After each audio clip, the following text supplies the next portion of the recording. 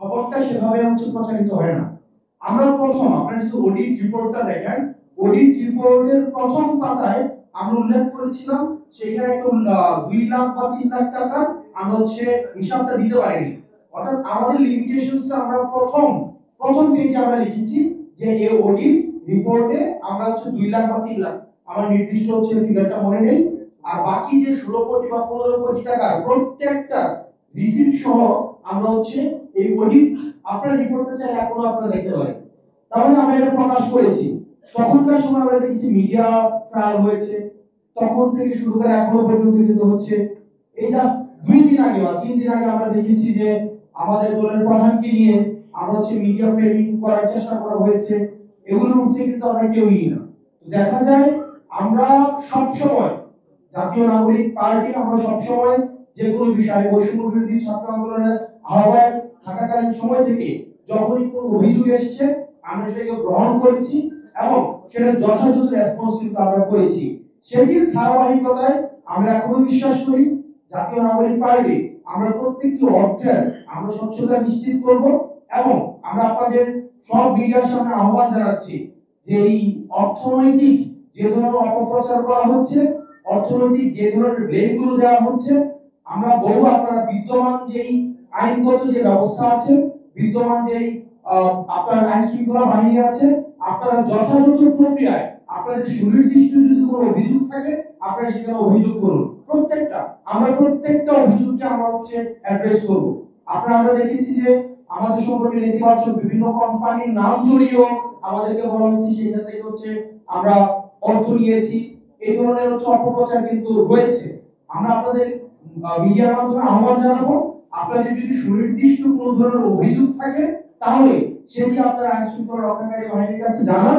আমরা যে কেউ আমরা জাতীয় নাগরিক পার্টির প্রত্যেকটা ব্যক্তি এই সব সাহস আছে যে আমরা প্রত্যেকটা অভিযোগকে আমরা ফেস করব। আমরা কি বলেছিলাম ওই রিপোর্টে যে দুর্যোগ মন্ত্রণালয় কি করেছে?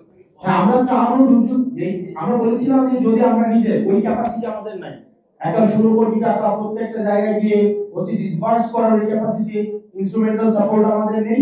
সেজন্য আমরা যেটা করছি ত্রাণ ও দুর্যোগ মন্ত্রণালয়ের কাছে টাকাটা আমরা হস্তান্তর করেছি এবং সেখান থেকে তাদেরকে কিছুদিন আগে জাস্ট 2 উইকস ব্যাক আমরা দেখলাম যে আপনার মাননীয় উপদেষ্টা চিফ অ্যাডভাইজার উনি ওখানে বন্যা পরবর্তী সময়ে যে আমাদের ঘরবাড়ি করে দেওয়া, তাদের কর্মসংস্থানের ব্যবস্থা করা, যেটা পুনর্বাসন যে প্রক্রিয়াটা এই প্রক্রিয়াটা কিন্তু সম্পন্ন করেছে। তা আমরা আপনাদেরকে অনুরোধ করব এই টাকা যথাযথ সরকার ব্যবহার করেছে কিনা সেটা একটু আপনারা যথাযথভাবে ওই মন্ত্রণালয়ে আপনারা একটু অ্যাড্রেস করবেন। ধন্যবাদ।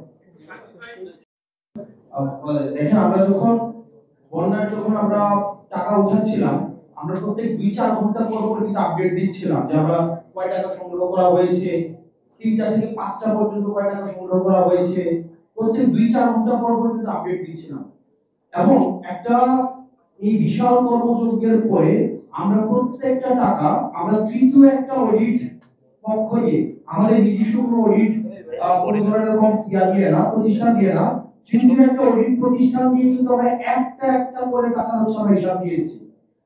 আমাদের এই যে সার্বিক মিডিয়া বাস্তবতায় যেটা হয়েছে, নেতিবাচক সংবাদের প্রচারটা যেভাবে ওই অ্যাকাউন্ট যিনি পাঠাবেন উনি কিন্তু আপনার ওই অ্যাকাউন্টে কিন্তু রেজিস্ট্রেশন করেছে, আনরেজিস্টার্ড অ্যাকাউন্ট থেকে কিন্তু কোনো টাকা পাঠানো যায় না।